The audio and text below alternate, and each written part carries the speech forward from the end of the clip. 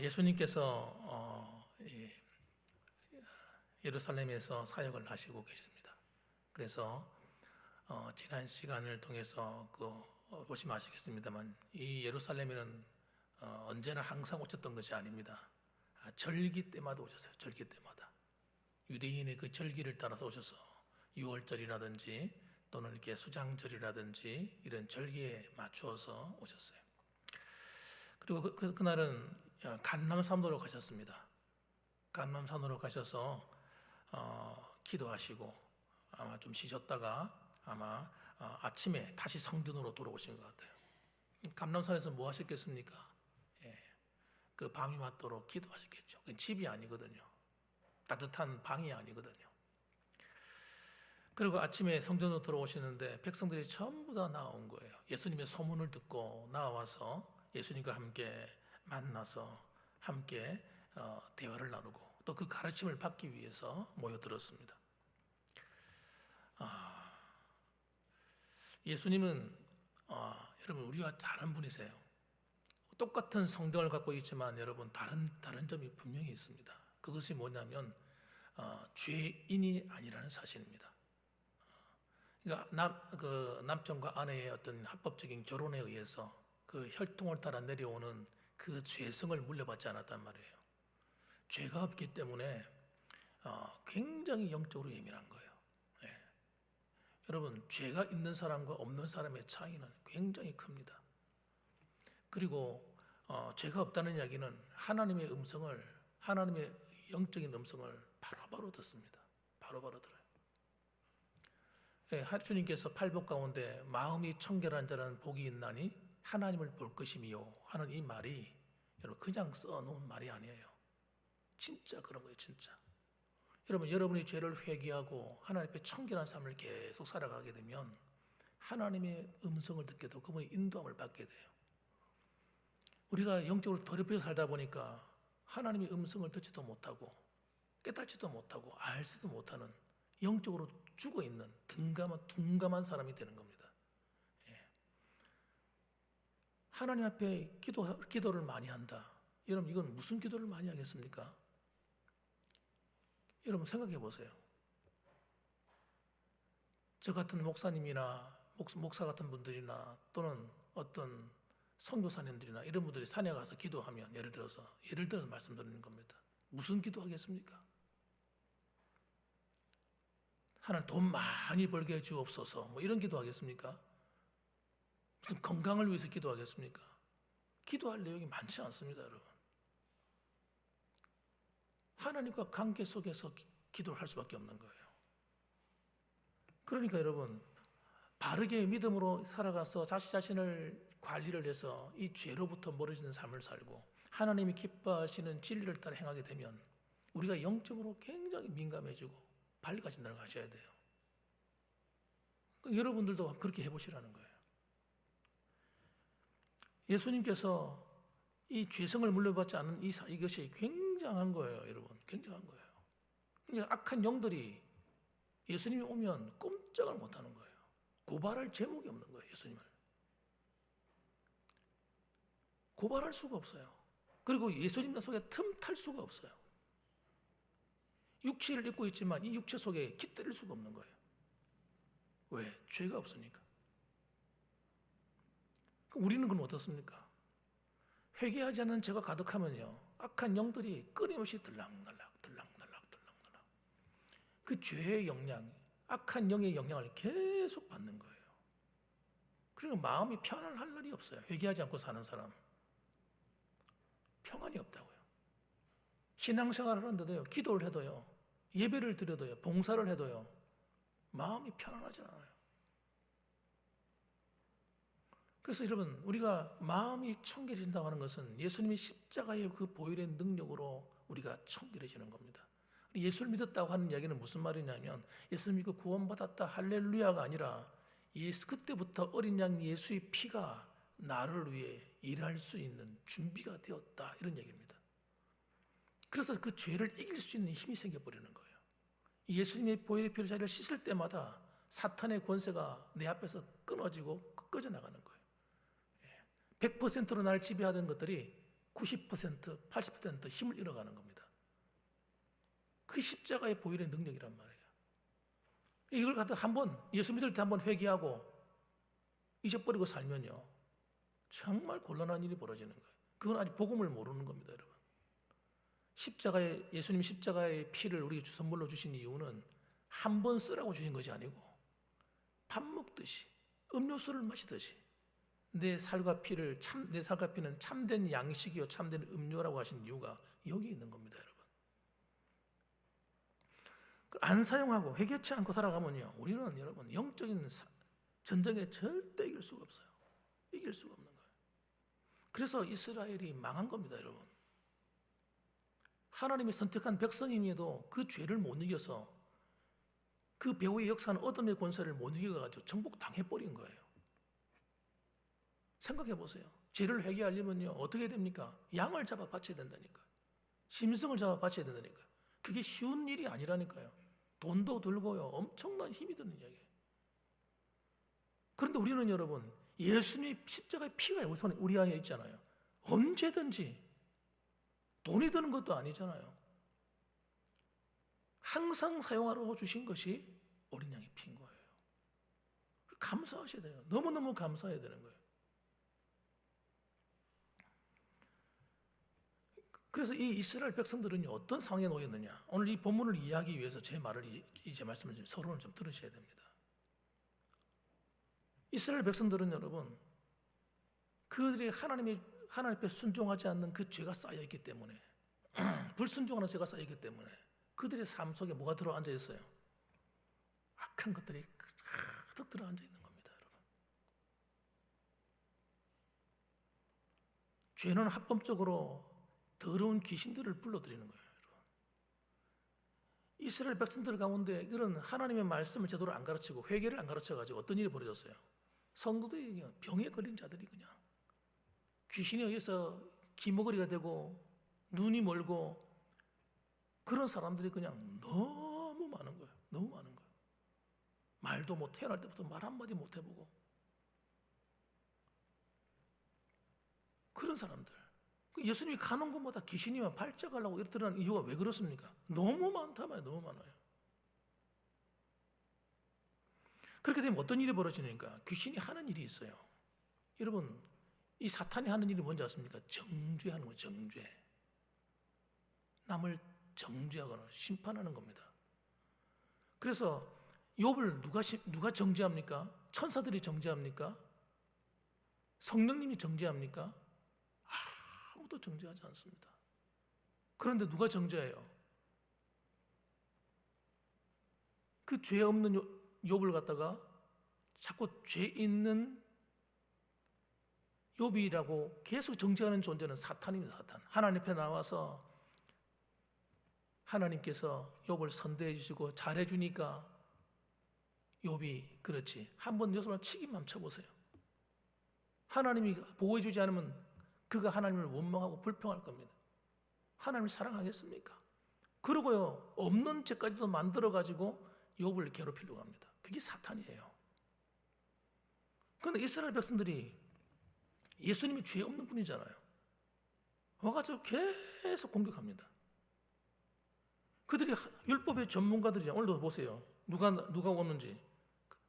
하나님 백성들이 와서 그 예수님이 가르침 받으려고 하는 그 사이에 누가 들어앉아 있어요? 마귀 새끼들이 들어앉아 있어요.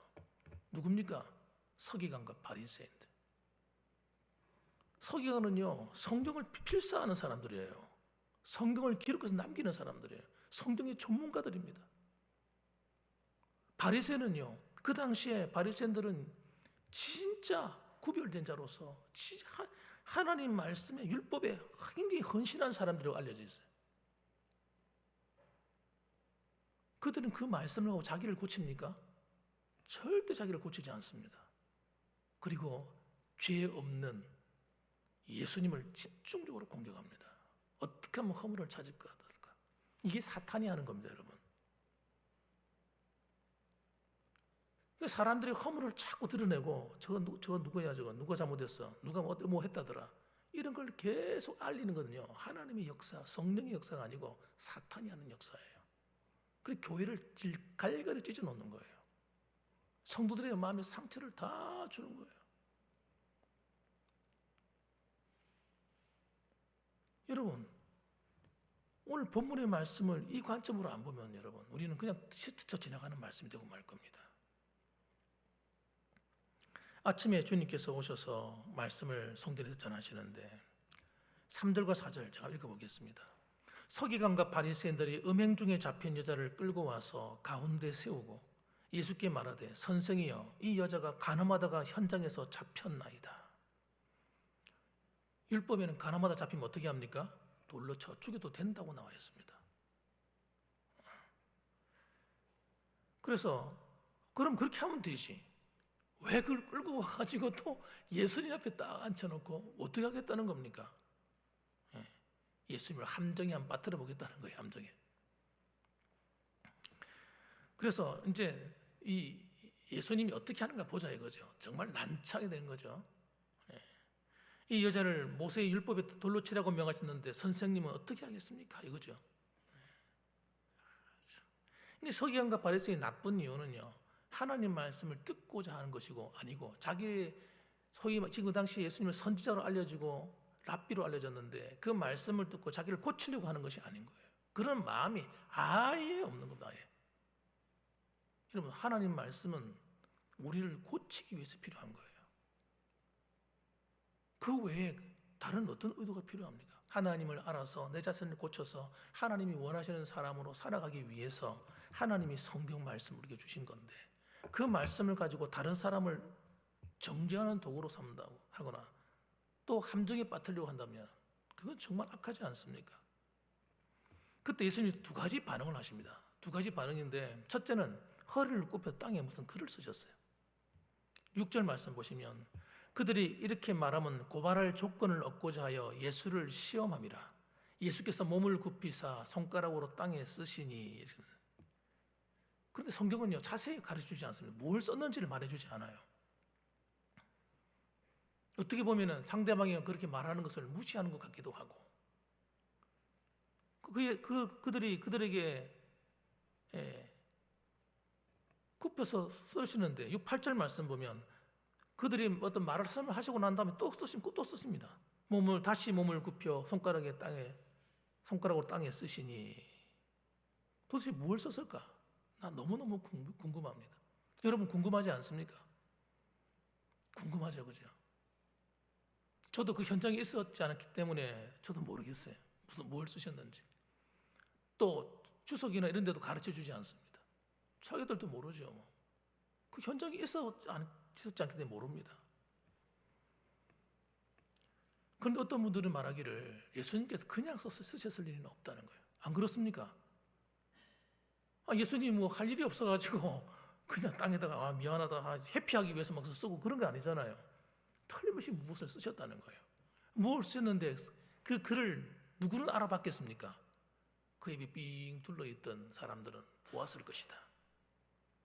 특히 맨 앞에 나와가지고 예수님을 어떻게 하는가 보자 해서 이 여인을 정죄할 목적으로 그리고 예수님을 함정에 빠뜨리려고 하는 목적으로 있었던 서기관과 바리새인들은 틀림없이 보았을 것이다.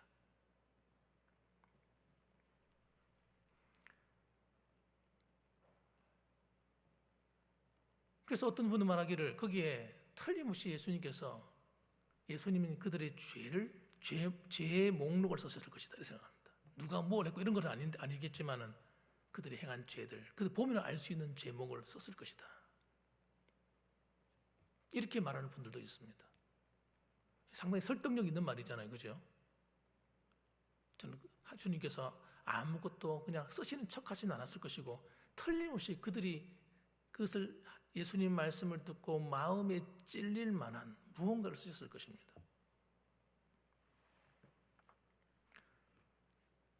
그 다음에 주님께서 뭐라고 말씀하셨냐면 7절에 이렇게 말씀하십니다. 그들이 묻기를 맞이 아니하는지라 이에 일어나 이르시되 너희 중에 죄 없는 자가 먼저 돌로 치라 하시고 이렇게 예수님 하신 말씀이 한마디예요.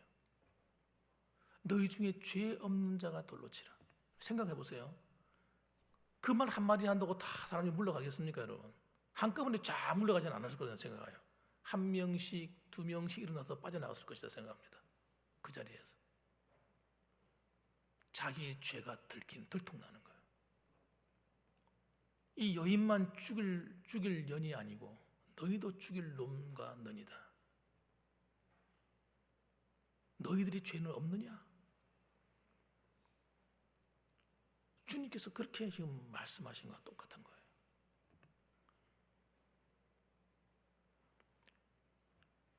구절 보세요. 그들이 이 말씀을 듣고 양심의 가책을 느껴. 이렇게 기록되어 있습니다.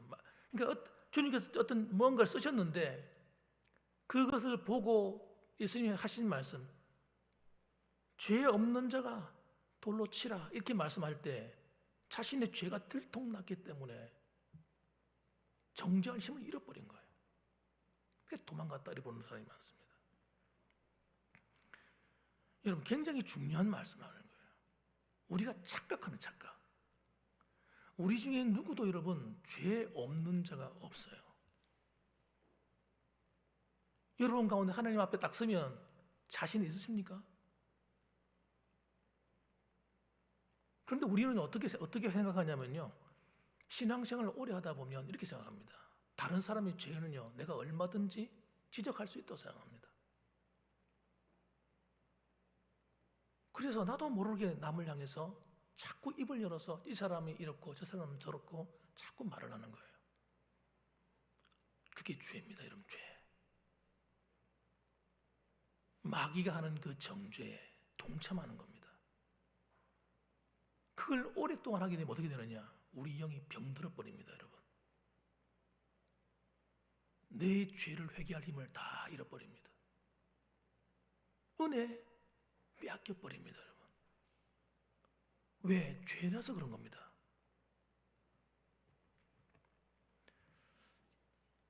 그래서 여러분, 그 누구도 이 자리에 있는 그 많은 사람들, 거기는 서기관, 바리새인 부동안 또 훌륭한 사람들도 많이 있었을 거 아니겠습니까?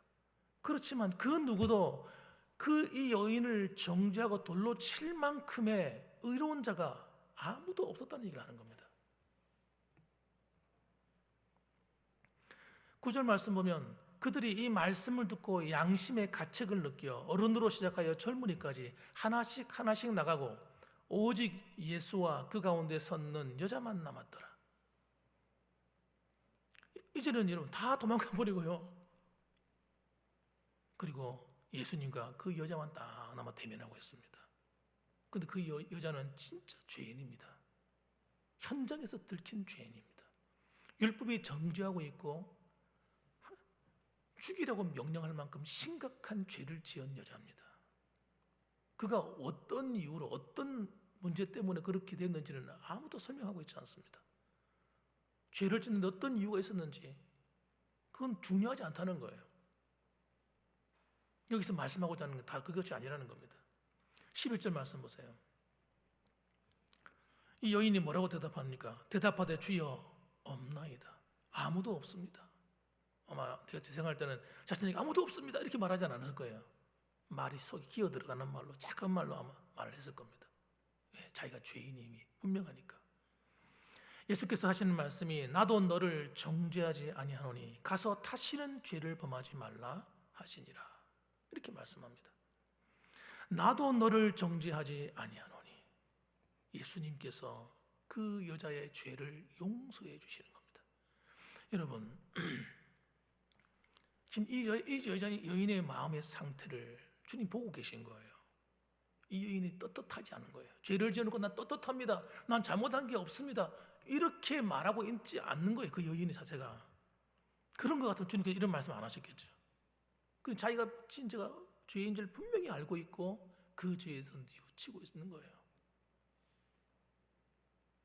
그런 죽여도 할 말이 없는 여인인 거예요. 모든 사람이 자기의 그 더러움이 그전에는 숨어서 있기 때문에 드러나지 않았습니다. 아무도 모르는 죄였습니다. 지금은 어떻습니까? 만천하에 자기 죄가 다 드러나 버린 거예요. 하나님 앞에서뿐만 아니라 사람들 앞에서 다 드러났습니다. 이제는 집으로 돌아가면 고향에 있는 사람들 전부 다 알게 된 거예요. 지금 이건 빼도 박도 못하는 상태예요. 이 여인은 자신의 죄 앞에 절망하고 있는 겁니다. 지금. 그런데 주님 하신 말씀이 복음을 기쁜 소식을 들려줍니다. 나도 너를 정죄하지 아니하노니. 여러분, 예수님의 십자가의 복음은요, 우리 모두에게 다 똑같게 주어졌습니다. 누구든지 어떤 죄를 지었든지 자신의 죄를 뉘우치고 회개하면 다 우리 죄를 하나님께서 묻지 않으시기로 예수님이 십자가의 그 피로서 언약을 하신 겁니다. 저와 여러분들은 이 은혜를 입은 거예요. 우리가 죄가 없어서 다른 사람보다 특별히 의롭거나 다른 사람보다 특별히 선하거나 다른 사람보다 특별히 대단한 어떤 훌륭함이 있기 때문에 우리를 죄를 용서하신 것이 아닙니다. 착각하시면 안 됩니다. 어쩌면 여러분 다른 사람보다 그 뒤에서는 내가 더 더러울지 모릅니다. 하나님께서 때로는 분노하실 만큼 우리가 악할지도 모릅니다.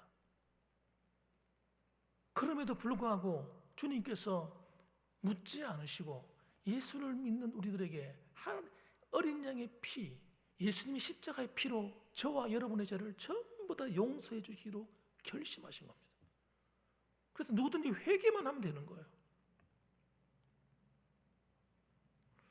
그렇게 하면 주님 뭐라고 하시냐면, 그러고 난데 그 다음이 중요한데, 진짜 중요한 얘기를 합니다. 가서 다시는 죄를 범하지 말라, 이렇게 말씀합니다. 여러분, 회개함을 용서받은 자들이 가져야 되는 삶의 태도가 뭐냐면요, 다시는 죄를 범하지 않는 겁니다. 그 죄로부터 결별하는 겁니다. 결별. 굉장히 중요한 겁니다, 여러분. 회개해놓고 다시 그 자리에 들어가. 여러분, 돼지가 똥 싸고 오줌 싸고 갔는데 다시 굴러 들어가 먹잖아요.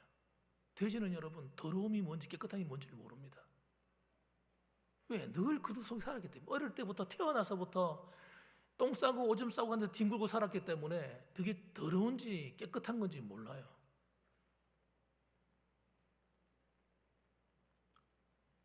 그런데 깨끗하게 씻겨가지고요, 목욕을 다 씻겨가지고 돼지를 갖다가 씻어가지고 갖다 놓으면 어떻게 합니까? 다시 또 그 짓을 합니다. 아무거나 막 주워 먹고 돼지가 하는 그 행동 그때 똑같이 합니다. 씻어 놓는다고 해서 여러분 깨끗해졌다고 그래가지고 자동적으로 그렇게 되는 게 아닙니다. 여기는 엄청난 결단이 필요한 거예요. 예수를 믿는다고 하는 것은 여러분 하나님과 나 사이에서 엄청난 결단이 필요한 겁니다. 끊는 거예요. 죄로부터 나 자신을 지켜내는 이 결단의 시간이 반드시 필요한 겁니다, 여러분. 이건 누가 해야 될 일입니까? 구원은 하나님의 선물로 주어지지만 이건 내가 해야 될 일이에요. 하나님이 해주지 않습니다.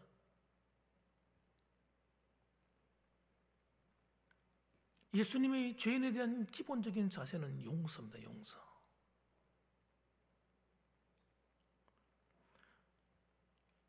하나님의 법은 반드시 그 제대로 죽어야 되는데 여러분 자기 죄를 뉘우치고 회개하고 돌아와서 그 십자가의 피로 씻기움 받는 모든 죄인들은 다 용서하시는 것이 십자가의 사랑입니다. 하나님의 법이에요. 그러면요, 그렇다고 우리는 여러분 하나님처럼 의로운 자인가? 그렇지 않습니다. 그래서 주님께서 뭐라고 말씀하십니까? 산상수훈을 읽어보면 하시는 말씀이 비판하지 말라. 비판하지 말라. 남을 절대 비판해서는 안 된다. 비판하면 그 비판이 너에게로 돌아온다. 그 비판이 사람들로부터 비판도 돌아오지만 하나님으로부터 비판이 돌아오면 진짜 무서운 거예요. 그래서 용서하지 않는 죄는요, 대단히 나쁜 죄입니다.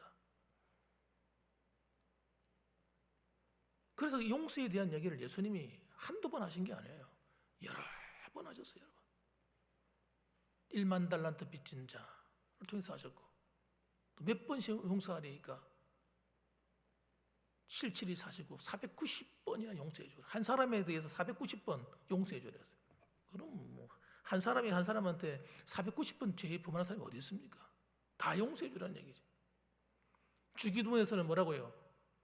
우리가 우리에게 죄 지은 자를 사하여 준 것 같이 우리 죄를 사하여 주시고. 하나님 앞에 회개할 때 남을 용서해 주지 않고 회개하면 난 너 죄 용서하지 않겠어. 그렇게 말씀하시는 거예요.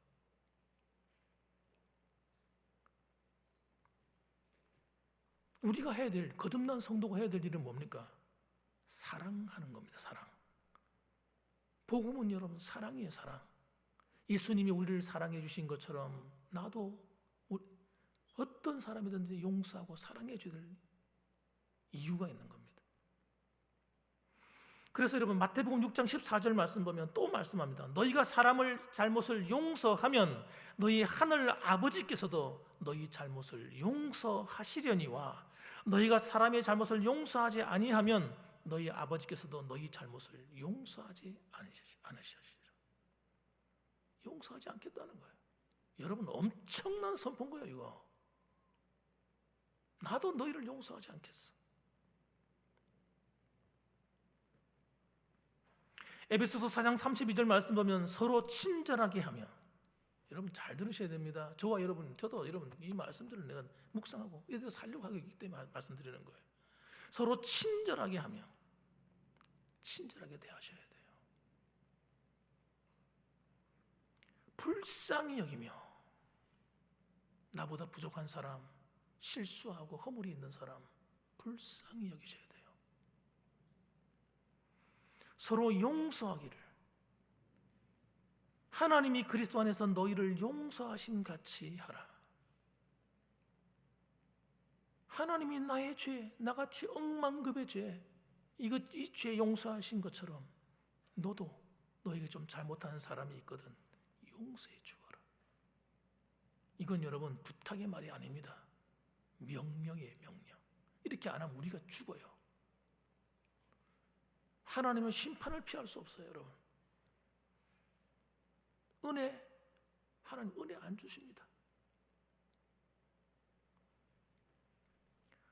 골로새서 3장 19절 말씀, 누가 누구에게 불만이 있거든 서로 용납하며 피차 용서하되 주께서 너희를 용서하신 것 같이 너희도 그리하고. 그러니까 여러분 우리가 예수님 믿고 신앙생활 한다는 게 무언지를 우리가 진짜 깊이 묵상하고 생각해야 됩니다. 우리가 회개가 되지 않는 중에 제일 큰 이유가 뭐냐면요, 자기 죄를 보지 못하는 겁니다. 자꾸 다른 사람의 잘못만 보는 거예요. 설교 말씀 들으면요, 속 시원하네. 오늘 목사님 속 시원하게 말씀하시네.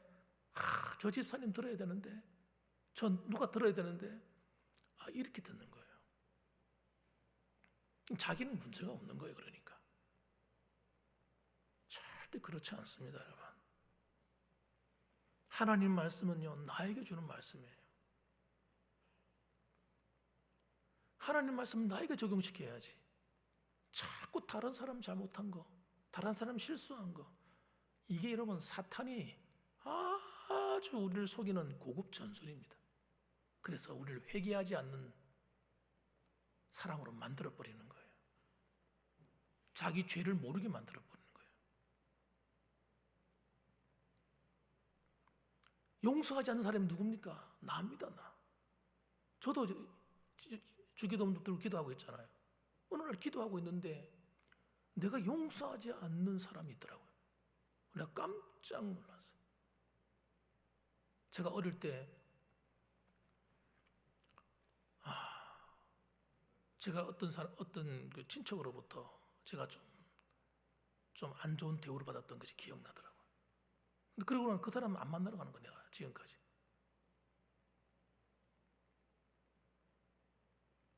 난 바빠서 못 간다는 생각하고 있었는데 그게 아니라 내가 의도적으로 안 가고 있더라고. 내가 충격을 받았어. 그래서 회개했습니다. 하나님께. 하나님 제가 잘못했다고. 그분의 가족을 위해서 내가 기도했습니다. 여러분 회개는 처음엔 몰라요. 하다 보면 하나 다 나옵니다. 따라합시다. 주여, 내가 죄인입니다. 내 죄를 하나님께 고백하고 기도하다 보면 여러분 하나 둘 생각나지 않던 죄들이 드러나기 시작합니다. 그러면요 다른 사람을 정죄할 게 없어요. 내가 그런 놈인데. 우상 숭배, 이 우상 숭배, 하나님 외에 하나님보다 여러분 다른 것을 섬긴 죄, 이 죄는 여러분 성경이 분명히 기록하잖아요. 3, 4대까지 그 저주가 이른다고. 그 죄 때문에 여러분 그들이 우상 숭배를 극심하게 한 그 죄 때문에 밑에 있는 후손들이 이유 없는 어려움을 당하고 신앙생활 하는데 힘들게 신앙생활하고 자손이 병들고 문제가 생기고 정신병이 찾아오고 이런 일들이 희한한 일이 생기는 거예요, 여러분. 이거는 여러분 회개로 끊지 않으면 안 되는 겁니다, 여러분. 회개하지 않으면 그 죄의 영향이 계속 미치는 거예요. 후손들이 내려가는 거예요. 그래서 저는 우리 봉황교회는 가만히 생각해요. 우리 봉황교회는 그런 사람들이 없지 않을까 가만히 생각했어요. 그 첫 번째 마음에 탁 걸리는 것이 뭐냐면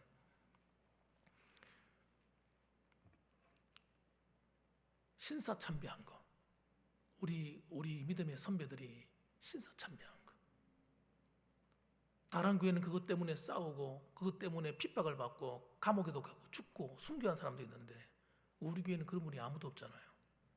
그 말이 무슨 말이냐면 신사참배한 그 죄의 영향이 그대로 우리 교회 안에 있다는 걸 얘기하는 겁니다. 그게 첫 번째 탁 내 마음에 걸렸어요. 두 번째는 우리 성도들의 나이를 가만히 생각해 보니까 우리 교회가 나이가 125년이에요. 125년이면 지금 나이가 70, 80 되는 분도 계시고 한데 그러면 이 대가 3, 4대 지나간 게 아니잖아요. 그러니까 예수 믿기 전까지는 하나님 앞에 우상 숭배하고 한 죄가 틀림없이 있을 거예요. 무당굿하고 그런 죄의 영향력도 저는 있다고 생각합니다. 그게 마음에 탁 회개 기도하면서 들리는 게 그거였어요. 그거 회개해야 된다 생각 들었습니다. 그럼 나만 하면 됩니까? 여러분의 가정에 내려오는 영적인 죄의 영향력은 여러분이 끊으셔야 돼요. 내가 끊는 것이 아니라. 회개 십계명을 붙들고 기도하다 보면요 하나하나 다 끌려 나오는 거예요. 한번 해보시기 바랍니다. 여러분이 살아가면서 당했던 여러 가지 힘들고 어려웠던 일들이 그냥 일어난 일이 아닐 수도 있는 겁니다.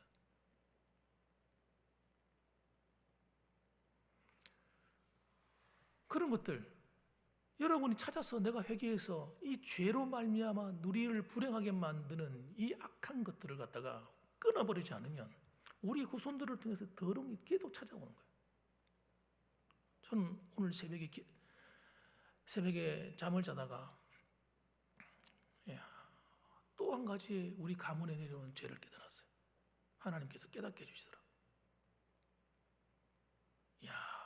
그런 것이 있는 줄 몰랐어요. 내가 평생 살아오면서 늘 내가 이게 왜 이런 일이 일어날까 늘 궁금한 것 중에 하나였는데 제가 여러분들 말씀드릴 수가 없어요.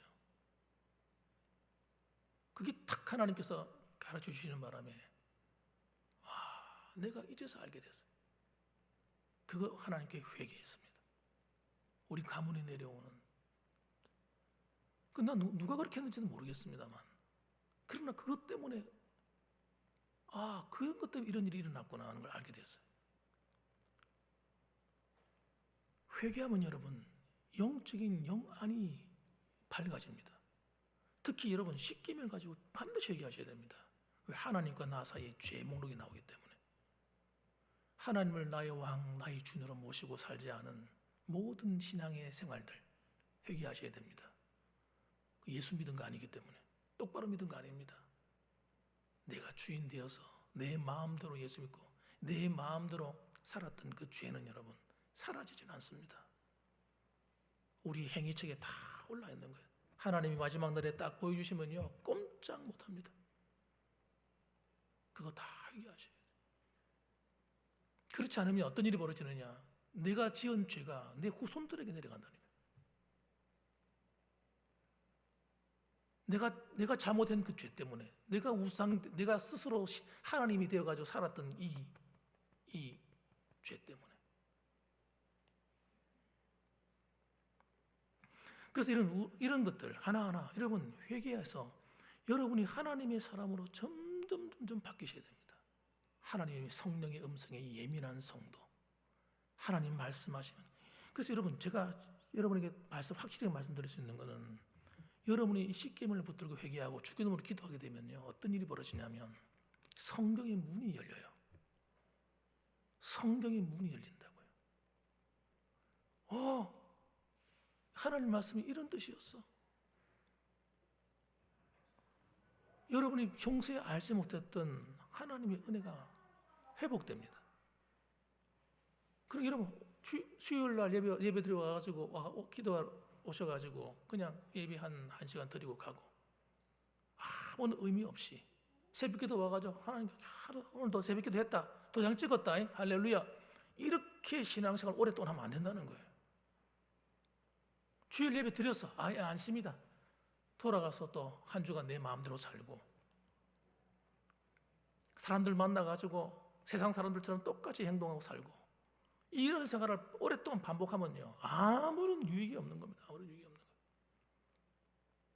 저는 이번에도 예레미야서를 지금 일주일치를 제가 묵상하고 설교 교환을 만들어 놨는데, 그걸 묵상하다 보면서 내가 충격을 얼마나 받았는지, 엄청 충격을 받았어요. 새벽 시간에 여러분이 또 오신 분들은 듣게 될 겁니다만은, 하나님이 여러분 우리를 향해 들려주는 그런 말씀을 저는 평소에 그냥 읽고 지나갔어요. 그냥 지나갔어. 무슨 뜻인지도 모르고.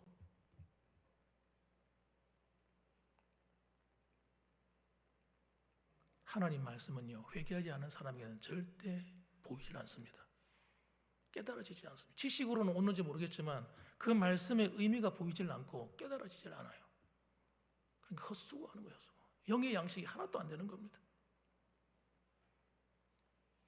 사랑하는 우리 봉황의 성도 여러분들, 저를 비롯해서 여러분 우리 모두가 진짜 예수 믿는 사람 됩시다. 진짜 하나님의 기뻐하시는 성도가 됩시다.